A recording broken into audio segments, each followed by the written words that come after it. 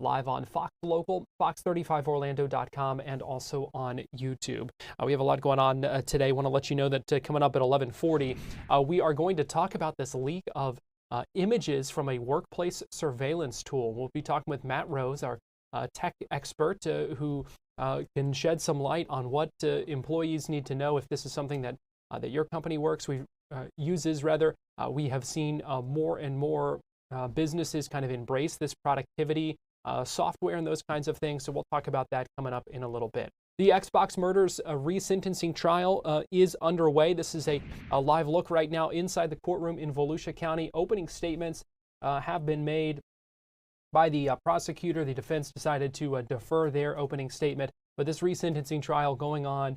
We will get you inside the courtroom coming up in a little bit. We are also standing by for the start of Governor Ron DeSantis, who is expected to speak in Destin very shortly. Unclear what the topic might be, but he is speaking at a marina. We know he has been outspoken on a number of topics, specifically voters' rights. That's something that he often speaks of. So we will take you to that news conference when it begins, which is scheduled to begin at 11 o'clock. So we expect that to begin shortly. But we begin with some sad news out of Orlando, where a student has been killed after being hit by a car outside of Oak Ridge High School. Joining us live now is Fox 35's Amanda McKenzie, who has been on that scene throughout the morning. And Amanda, just really a heartbreaking scene out there in front of the high school. Oh, just an awful way to start the week, especially knowing that happening right now, students in their classrooms are being told that one of their classmates was struck by a vehicle and killed early this morning. Now, the identity of that student has not yet been released. It is probably just a matter of time, but just a tragedy here because this happened right in the front of the Oak Ridge High School. There's a crosswalk here, and you can see in the middle of the road a sandal. There was a backpack as well that state troopers have been going through as part of their evidence. You can also still see a Dodge vehicle in the middle of the road. That is the alleged vehicle that was involved in this collision. Now, we are also told that the driver did stay on the scene. First responders got to the scene within minutes. This all happened around 8:10 this morning, and the student was taken to the Orlando Regional Medical Center as a trauma alert and was pronounced dead shortly thereafter. You can see right here, students are changing classes right now at Oak Ridge High School, and right at the very front of the school you can see a booth where an attendant normally stands. This is likely a position they may have been able to see this fatal collision. We've seen state troopers speaking with people at that booth, as well as any pedestrians in the area. This area is still blocked off on Oak Ridge Road. It's been this way for about 3 hours now between the high school and the YMCA. There are still state troopers on the scene piecing together exactly what happened as far as where this fatal collision took place. You know, we don't know exactly, but we did see the shoe just a short distance away from this crosswalk, and around 8:10 this morning, you can only imagine that this student was likely heading to class. School did start early this morning, but just a very sad day for students who are hearing this news right now. We did get a statement from Orange County Public Schools. They said families at Oak Ridge High School were notified that a student was struck by a vehicle this morning just off campus. School administration is assisting law enforcement as they investigate this incident. So you can only imagine just what the family of this victim is going through this morning. You think it's any other Monday where they're heading off to class with their book bag to see their friends at school, and this tragedy occurred. So our hearts go out to everyone who's dealing with this horrible news this morning. Reporting live in Orlando, Amanda McKenzie, I'll send it back to you. All right, Amanda, thank you. And as she said, just how quickly things can change really in an instant there. We are continuing to keep an eye on that the situation. New details continuing to come in this morning as Amanda has been able to track throughout the morning. So we will continue to stay on this throughout the day and bring you more details as they come in here on Fox 35 News Plus.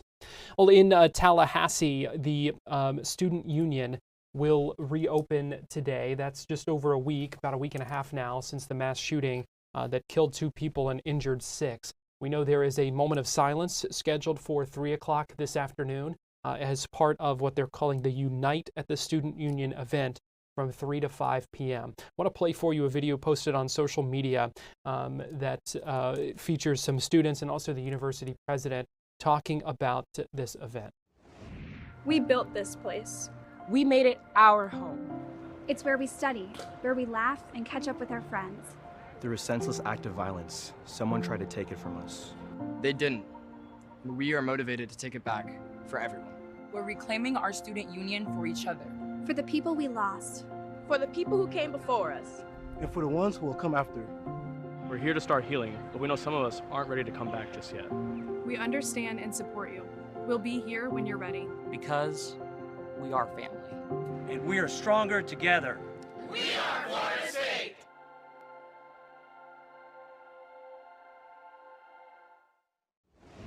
Again, that event from 3 to 5 p.m. this afternoon at the Student Union that will be reopened at Florida State University. Also this afternoon in federal court, a hearing to decide whether AI, artificial intelligence, is protected speech under the First Amendment. This question arises because of a lawsuit filed against an AI company by the family of a 14-year-old boy who those loved ones say fell in love with an AI chatbot and ended up, according to his mother, that boy killed himself in order to be with the AI. So she is suing that platform called Character.ai. Fox 35's Stephanie Buffamonte has the details. According to the lawsuit, the family of 14-year-old Suel Setzer believes Character Technologies drove him to suicide in 2024. It alleges that for nearly a year, the teen had been chatting with one of the AI company's online characters that resembled Daenerys Targaryen from Game of Thrones. I spoke with the family attorney. It was a period of abuse extending for 8 months, a period in which he was subjected to highly inappropriate sexual content and learned and encouraged to develop a relationship with this character. And so you have to look at it in its totality and see the just completely devastating effect it had on his mental health. The suit claims the company didn't send any alerts when the teen talked about suicide and alleges the chatbot encouraged it. In the teen's last conversation, it wrote, "Please come home to me as soon as possible, my love." Suel responded, "What if I told you I could come home right now?" The chatbot responded, "Please do, my sweet king." Suel allegedly shot himself within seconds. Now the question is, can AI be protected by the First Amendment? The company filed a motion to dismiss the case, saying in part, CAI cares deeply about the well-being of its users and extends its sincerest sympathies to the plaintiff for the tragic death of her son, and went on to say, the First Amendment prohibits tort liability against media and technology companies arising from allegedly harmful speech, including speech allegedly resulting in suicide. Communication from a chatbot is not human expression. It's not speech. It is a machine talking. One could no more say that Character.ai has a right to free expression as you could say a cat does, or a dog does, or a talking robot. The motion also mentioned a case that was dismissed involving a teenager who committed suicide after listening to an Ozzy Osbourne song, Suicide Solution. Thomas Fighter with Fighter Law, who is not involved with either case, says that's fundamentally different. Those things could not interact with the user on the level that a chatbot can. Okay, like an Ozzy Osbourne record talking about suicide is one thing. A video game is another because there is some level of interaction, but a chatbot is something that takes it to a whole other level. So Fox 35's Stephanie Buffamonte reporting, and it raises a lot of interesting questions. This is going to be a case that's going to be watched closely across the country. That hearing begins at 1 o'clock this afternoon. It is inside federal court, so no cameras are allowed. But Fox 35's Stephanie Buffamonte will be there, and we'll hope to have updates for us later today here on Fox 35 News Plus. We're going to take a break, but we will be right back after this.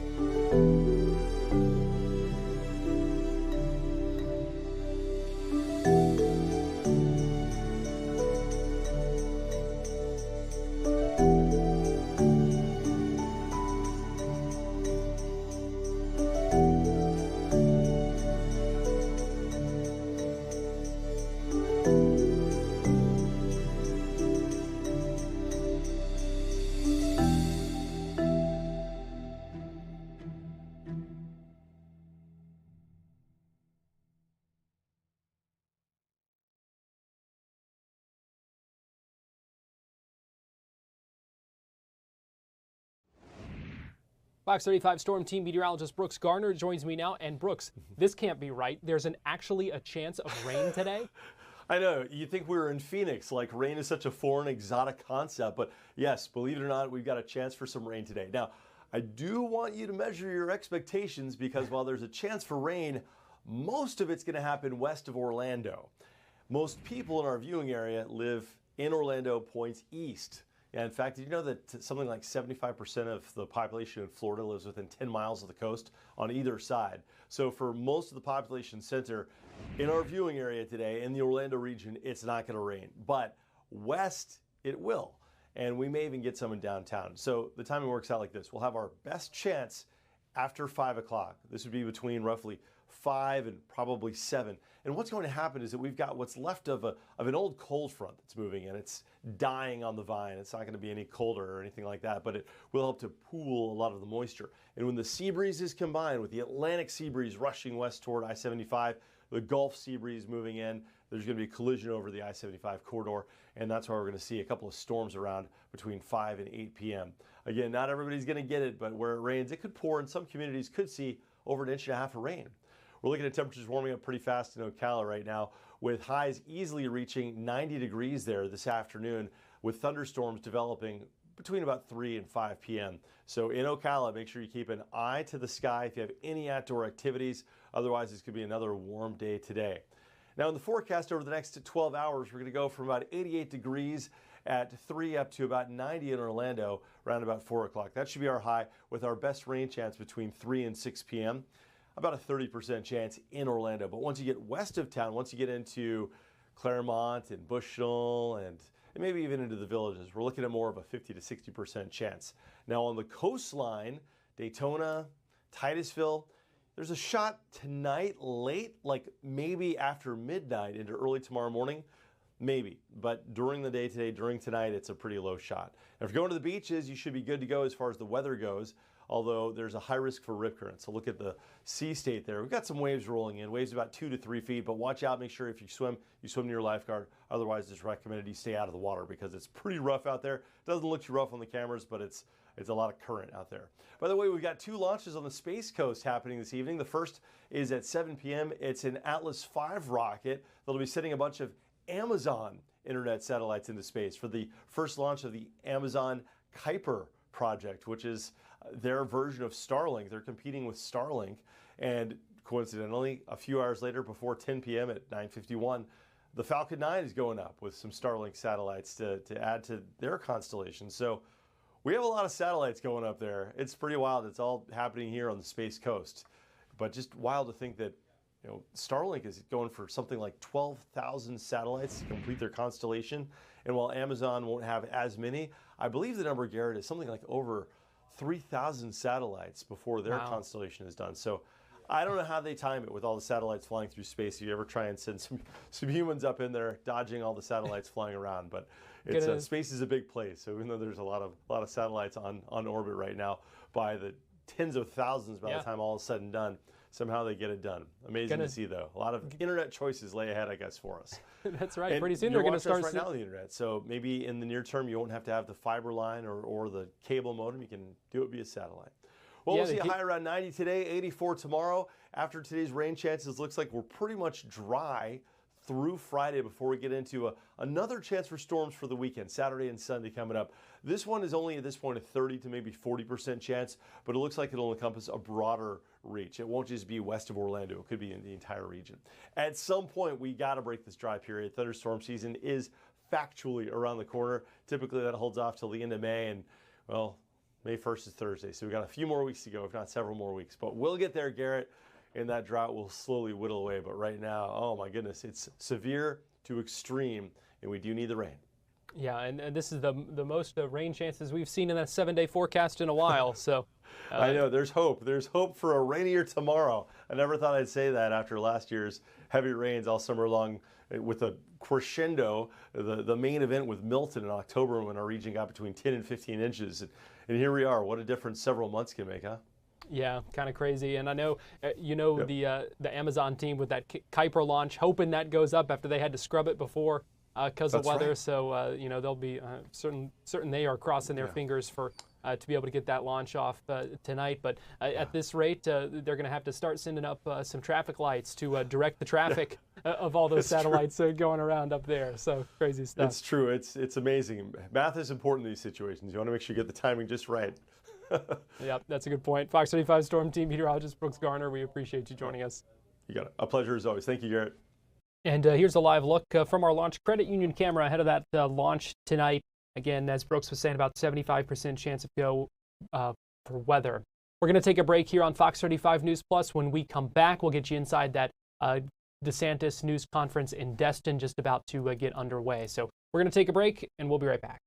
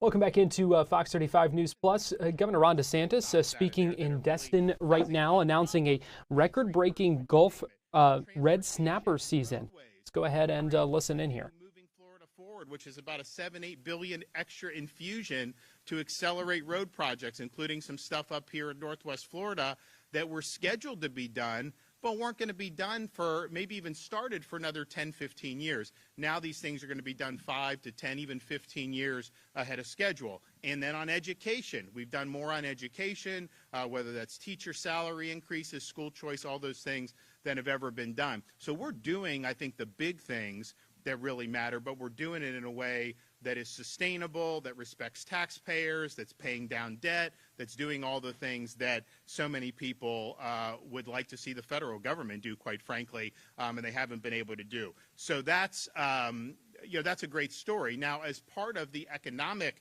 success has been the fishing and boating community. I mean, we are the #1 fishing and boating state in the United States by a country mile.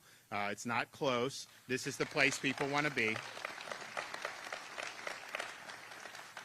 Our impact for recreational boating is over $31 billion annually, and that represents more than a 50% increase since 2018. And if you think about it, I know people in this industry know when COVID hit, a lot of people fled to Florida because we were free and open.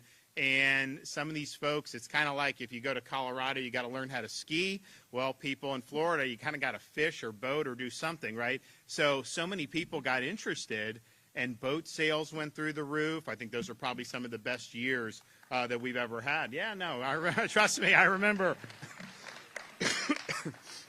So we now have over 7,000 marine businesses which support over 100,000 jobs across the state of Florida. We consistently rank #1 in both boat registrations and marine expenditures each and every year. Total boat registrations in Florida in our most recent figures, which is 2023, was over 920,000. So that's a really, really big deal. We also have over 4 million licensed anglers, and there's no better place to come fishing in the United States and maybe even in the world than here in the Sunshine State. We've also looked forward ways to support that in ways that benefit taxpayers. So we have done this freedom sales tax holiday over the summer for the last few years. And we're asking for that to be renewed again in the budget coming up. This is the last week of the legislative session for the legislators. They don't have an agreement on a budget between House and Senate yet. Maybe they will today, but this has been something that's been really successful over many, many years. So this is during the summer, and you get a lot of recreational supplies and activities tax-free. So fishing supplies, boating and water activities, even tickets to different events, you're able to save money, and people that are very active over the summer in Florida, have saved a lot of money by doing that. We've also been able to help our anglers through discounts on hunting and fishing licenses. We did an initiative through FWC. We were able to issue more than 75,000 gold sportsman's license, which was basically, we made it more attractive. It was cheaper, and then yet that still generated like $24 million in revenue, because it's kind of like supply side. You give people a reason to do, and a lot of people sign up and they want to do it. So we extended this program last year and want to keep that going. So right now, people that want to go out and try their hand at fishing on any of our salt and freshwater opportunities, you're able to purchase a combined annual fresh and saltwater combo license for just $5. So that's really, really attractive for a lot of people. Now, we want to continue the momentum. So, I have called for in this year's tax package for the legislature to enact a 2-month tax holiday for vessel fuels for Florida voters. So from Memorial Day to Independence Day, vessel fuel tax-free. Wouldn't that be good? It'd be really good up here because people are always out and about. So we want to continue to do that, and hopefully, I know there's a lot of public support to be able to do it. Now, which brings us to today's announcement and why we're here. So when I became governor, we had a lot of the anglers would tell me that the way the federal government had managed this red snapper was not an accurate representation of what was actually there. The data that the feds were using in both the Atlantic and the Gulf were not accurate. There were a lot more fish in the sea than what the federal government and those folks were doing. So I work with FWC. Now, the federal government has allowed the state of Florida to manage the Gulf red snapper. They do not yet allow us to manage Atlantic red snapper, and I'm working with President Trump to get that designation for the east coast of Florida too, because if we could manage Atlantic red snapper, we'd be able to provide a lot of great benefits there too. But on the Gulf, we were like, okay, we can do better than what was done. Do you remember what it was at the start, how many days we were doing back in 2019? Yeah. So, you guys remember. You had some opportunity, but it was a pretty tight window. So we've worked really hard over succeeding years, and so 2024 was the longest red snapper season that we've ever done in the history of state management. It was 103 days for that, and that was way more than had been done 5-10 years earlier. Which is really, really good. That gives people more opportunities to go out. It's good for the economy. It's good for recreation. It's good for culture. It's good for all these things. And so the 103-day season was good. We also did an extension because we had more days. So we're happy to be able to do that.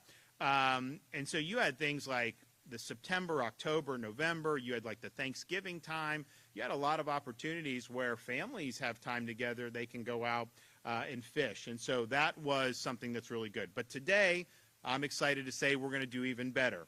I am pleased to announce that for 2025, the Gulf red snapper recreational season will last a total, and this is record-breaking, of 126 days. Then that shatters the records.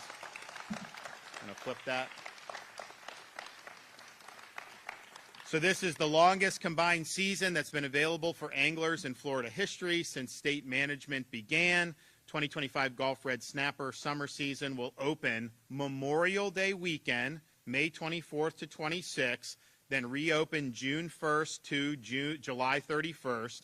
This includes Father's Day and July 4th, obviously, which will be July 4th will be a kickoff for kind of the America 250 as we get into 2026.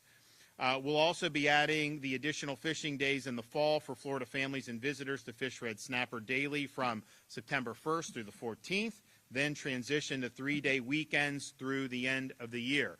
This includes holiday opportunities on Veterans Day, the Thursday through Sunday of Thanksgiving, and yes, even red snapper on Christmas for those who are so inclined. So this is highly anticipated by Floridians every single year. We know that folks from all over the Northwest Florida love to do the red snapper. We also know that the local economy loves it as well, given recreational fishing for Gulf red snapper has been a tradition here going back to the 1840s and probably even before then. So we can enjoy this historic season thanks to the great work of FWC and the State Reef Fish Survey, which gathers data directly from anglers and helps us better manage the health and stock of the species. While today's announcement is welcome for our Gulf communities, we have more work to do. And in the Atlantic, how many days were in the Atlantic last year? Federal government. So as we did, the 103 days in Florida for the Gulf that we manage, we don't manage the Fed, the Atlantic. Governor Ron DeSantis speaking now in Destin. You heard him make the announcements about the red snapper season coming up. 126 days, the longest season since the state took over management of that. I do want to play for you one other very short clip from this news conference just before we ended up taking it live here while we were in break. As you could hear a heckler yelling out something at the governor and his response. Here's what he said. But even with that, even with having that type of thing, we've always done the hey man, we got a good, that's a fraud. You should be ashamed of yourself for peddling those bogus narratives. So we were able to get, so in spite of all of that, in spite of the very cool and very conservative budget, we've been able to do really significant things on protecting environment, natural resources, Everglades restoration, water quality. So again, that was just moments ago at that news conference as well. Hard to hear exactly what that heckler may have been saying, and we'll try to figure that out for later. But we do know that response from the governor is something that he has been using a lot lately in his defenses of Hope, Florida. So let's go ahead and take a break here on Fox 35 News Plus. When we come back, we're going to get you back inside the courtroom in Volusia County, play the opening statement in the Xbox murders resentencing trial. We'll be right back.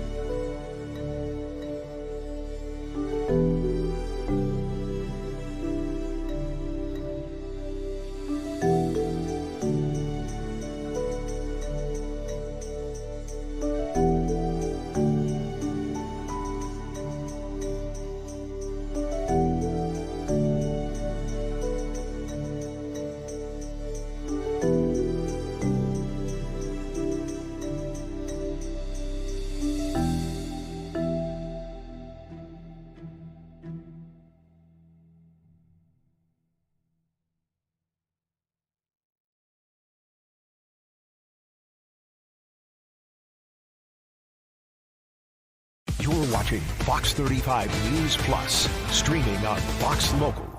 Welcome back into Fox 35 News Plus. I'm Garrett Wymer, and thanks for joining us on this Monday morning, live on Fox Local and on YouTube. I want to give you a live look inside court in Volusia County, where the resentencing trial is underway in the Xbox murder. So jury selection pretty much lasted all of last week.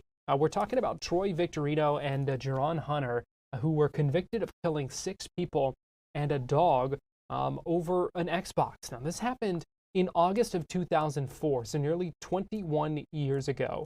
2 others were convicted as well. They were sentenced to life in prison. Victorino and Hunter were sentenced to death, but those original death sentences were overturned by the Florida Supreme Court because at the time it was not unanimous, and a new law made them eligible for a new sentence. So there was an initial resentencing hearing back in 2023 that ended up being halted because of a new law that allowed death penalties with an 8-4 vote. So now this resentencing trial is underway in Volusia County, where attorneys have had the chance to make opening statements, laying out the evidence that the jurors are going to hear in the resentencing trial. Earlier, we heard from one of the prosecutors make an opening statement, spoke for about 20-25 minutes or so about the brutality of what happened that night, and also talking about the 6 victims who were killed. It is my solemn responsibility this morning to now tell you what evidence will be presented to you about the events of August 5th and 6th, almost 21 years ago in 2004. But I must caution you now and acknowledge my linguistic limitations. No matter how detailed I am, no matter what vocabulary I use, my words will not adequately describe and prepare you for what you will see, what you will hear, and what you will learn about August 5th and August 6th of 2004 in the city of Deltona. On that date, inside a home at 3106 Telford Lane, the sound of metal bats striking human flesh and shattering human bone rang out over and over and over again. These repeated swings and impacts left walls splattered and carpets soaked in blood. The blood of 6 young people whose lives were taken that night by the action of the 2 men sitting behind me. And remember, these 2 men who sit before you now have already been convicted beyond every reasonable doubt of murdering these 6 young people. The evidence that will be presented by the state of Florida in this case will prove multiple aggravating factors that will greatly outweigh the mitigating circumstances we expect that the defense will present to you, aggravating factors warranting only one sentence under the law, a sentence of death. Now, before describing some of the evidence to you, I want to talk to you, and talking about the aggravating factors, I want to talk to you about some names that you will hear in this case.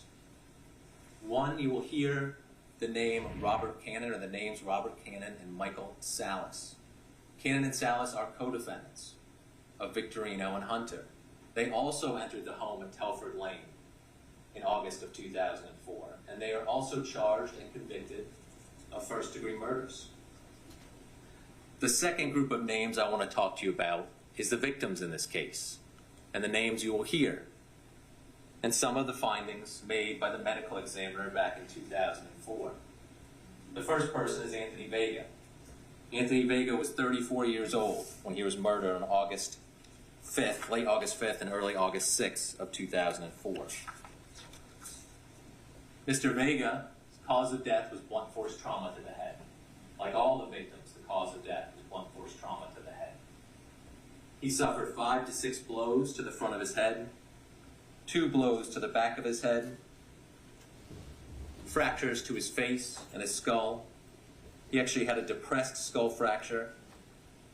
His face from the blows was caved in. He had perimortem stab wounds to the neck.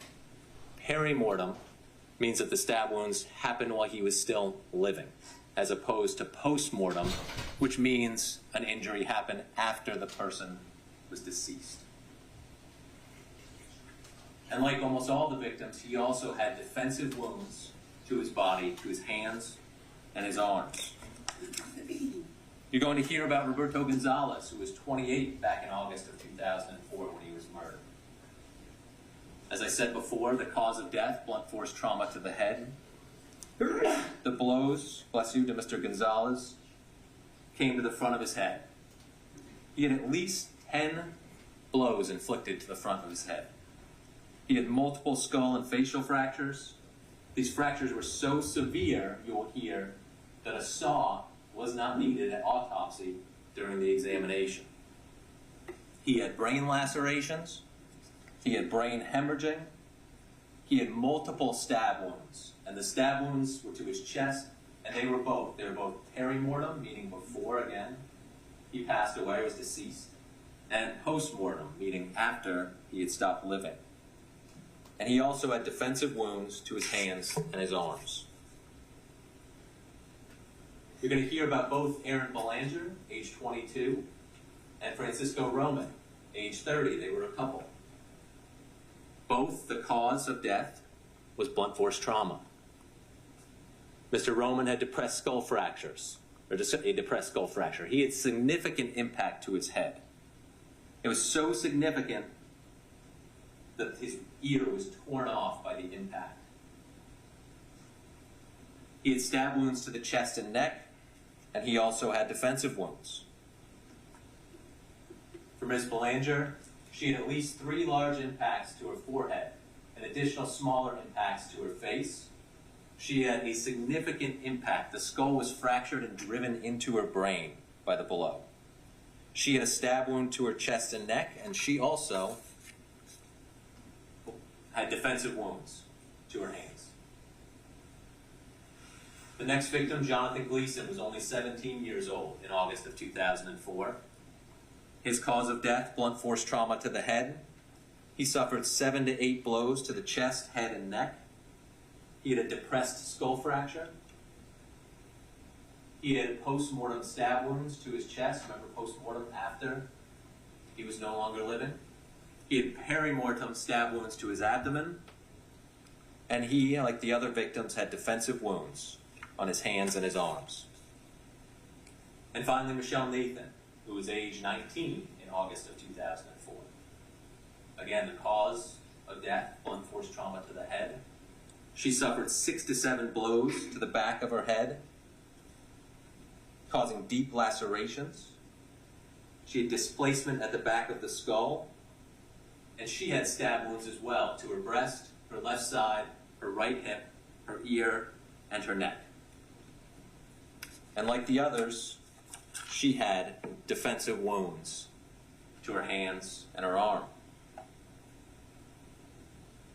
Now, these 6 young people, you will learn, lost their lives because of some personal property.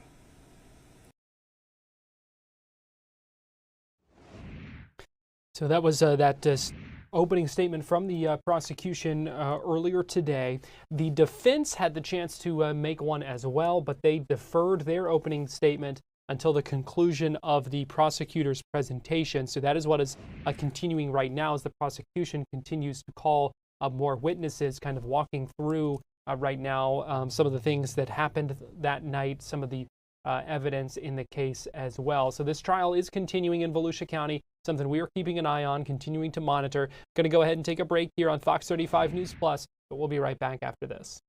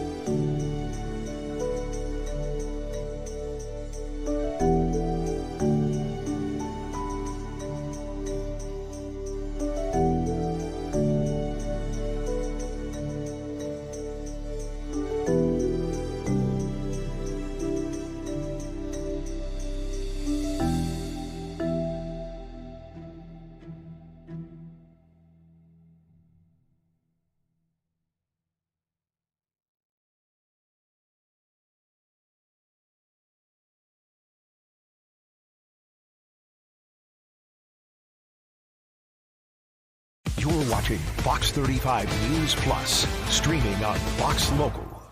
Welcome back into Fox 35 News Plus. I'm Garrett Wymer, and thanks for joining us on this Monday morning. A lot of questions after a pretty significant leak of Work Composer. It is a workplace surveillance tool, and that leak led to the exposure of more than 21 million images of employee activity in what some experts are characterizing as a pretty significant breach of privacy.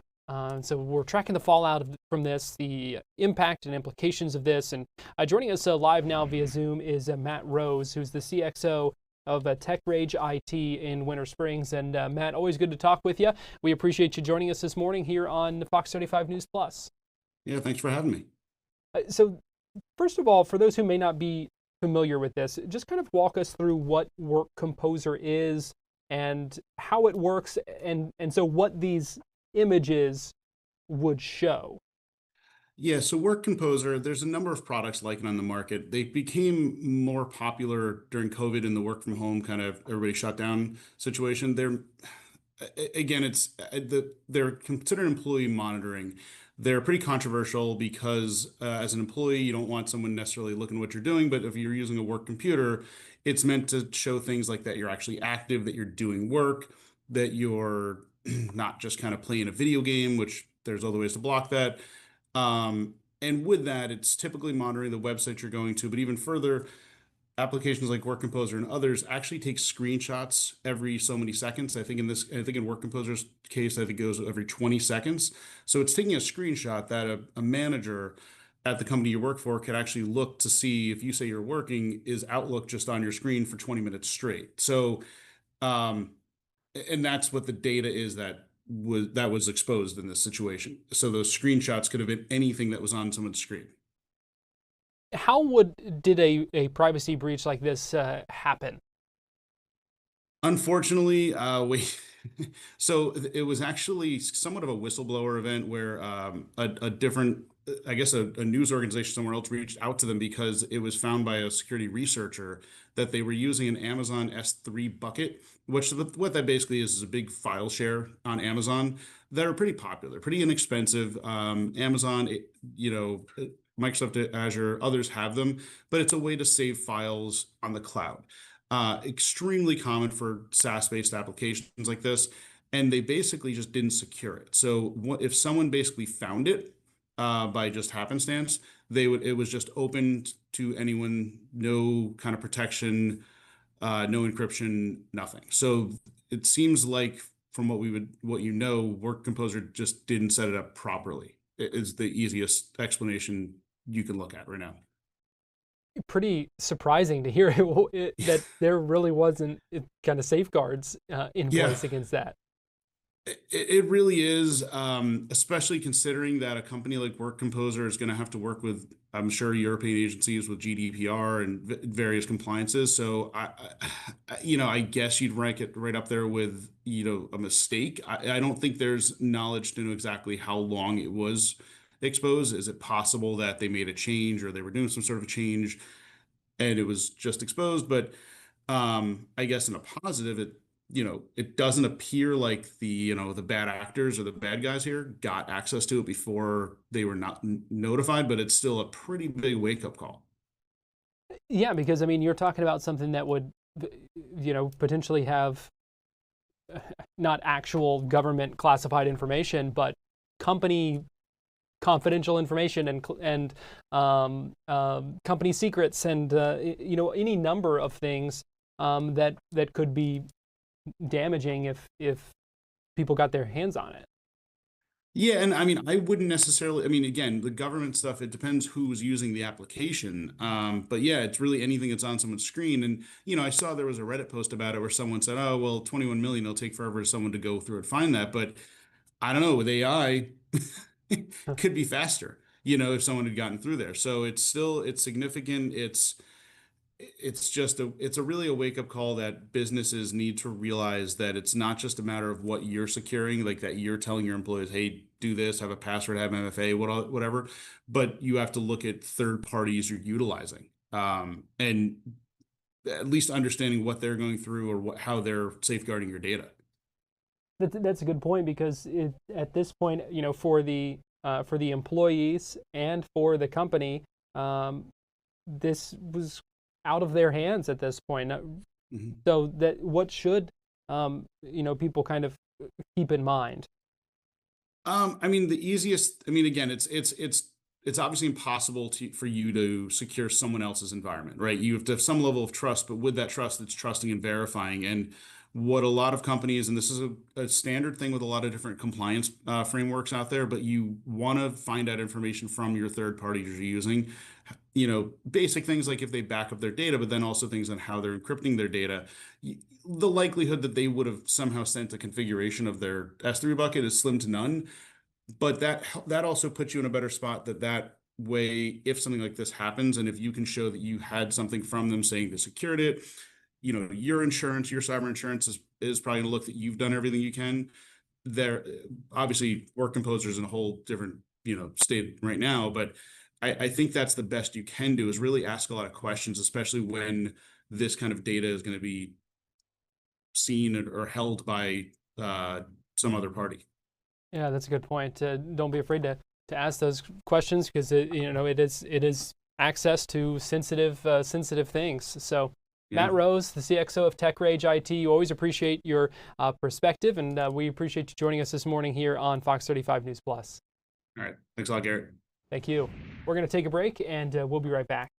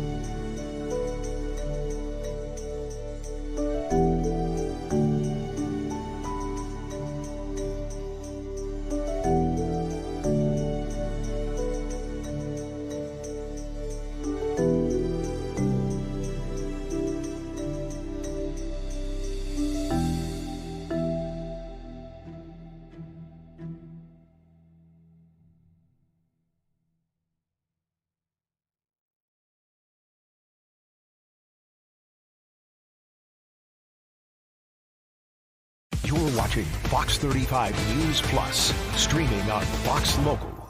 Welcome back into Fox 35 News Plus. I'm Garrett Wymer. Thanks for joining us on this Monday morning. Some new congestion relief lanes opened up on I-4 between Tampa and Orlando. They opened up this morning 8 months ahead of schedule. We're talking from US 27 in Polk County through World Drive, part of the Moving Florida Forward initiative. A big step forward in this project, and making a big impact already, officials are saying. FDOT spoke today about why these lanes were so important and how they were able to speed up the construction process. So the congestion relief lanes is an additional lane in each direction of I-4 between US 27 and World Drive. So last week we opened the eastbound congestion relief lanes from US 27 to World Drive, and over the weekend we opened the westbound direction of the congestion relief lanes from World Drive to US 27. What kind of relief are these lanes providing to drivers? It's cutting travel time in half for drivers in that area that certainly have seen a lot of the congestion that happens between US 27 and World Drive. As we know, over 140,000 vehicles travel in that section of I-4 daily. So that is a congestion that continues to build up, but with the congestion relief lanes, we are essentially improving that drive time by cutting that travel time in half. Why was this part of the project important to get done early? So it was important because we understood that the congestion in that area is some of the highest congestion that has happened throughout the region. So with the coming construction that is happening for the entire program, which covers 14.7 miles, it was important to us that we already add in that additional capacity that is needed for drivers. And we heard Governor DeSantis a couple weeks ago saying that this finished 8 months early. We usually don't see that with road projects. So how was FDOT able to complete this project 8 months early? Commitment and hard work. Our crews were out there. They were committed to getting the work done. And certainly when it came to our innovative process of the modified phase design build, which is a new process for construction that the Moving I-414 came up with, that was something that helped speed up the process. Typically, when it comes to having any kind of design build efforts, there's a lot of things. There's a lot to that process. With the modified phase design build process, we're able to cut down that time so that we can get to work quickly. And talk to me about the larger overall project here. What are things going to look like when that's finished? So for the larger overall project, which covers 14.7 miles along I-4, the high-level view of that is that it'll be express lanes. So it'll be express lanes. It'll also be improvements to a lot of the interchanges that happen throughout the area, improving those on and exit, those entrance and exit ramps. But the most important part is the express lanes. As we know, the express lanes is a proven option that has taken place throughout I-4 already, that has helped cut down congestion, giving drivers an option on how to get to their destination quickly. So by adding that connectivity from Orange County to Polk County, we're able to give drivers that additional option. This is broken down into phases. What are we looking at here? So we are looking at the Accelerated Start project, which the congestion relief lanes was part of that Accelerated Start project. We are still working on the Accelerated Start project, which focuses on full build sections of Champions Gate Boulevard and also World Drive. After that, we do have various projects throughout throughout I-4 as well, from US 27 to State Road 536. So those projects throughout that that course are projects 1, 2, 3, 4, and 5. Okay. And we noticed it today. We went down to Champions Gate, and typically that area sees big time backups trying to get down to I-4 there, but it seems to be doing the trick so far. Yes, drivers are certainly very happy about it, and we're happy that we're already seeing great results from it. So we're just looking forward to the other improvements that we have in store for the rest of the corridor. Okay. But how long are we looking at before this entire project is finished? So we're right now we are looking at a few years, but the thing is that we are starting with that construction work very quickly. So with the Accelerated Start, the rest of the Accelerated Start project already underway. As you saw, some pile driving was already happening near Champions Gate. We are planning to start construction for projects 1, 2, and 5 this year as well. Okay, and that's the next big milestone. Would that be for project 1 or what? The next big milestone will be the completion of the Accelerated Start project, which we're looking at that completion in early 2026. All right, congestion relief in that area, I'm sure can't come soon enough to those folks who make that drive on a daily basis. Well, that's going to do it for us here on Fox 35 News Plus. We appreciate you joining us on this Monday morning. We are here weekdays, 11 a.m., 2 p.m., and 4 p.m. with Fox 35 News Plus and with Florida Live. So we have much more to come here on Fox Local. Have a great afternoon, and we will see you soon.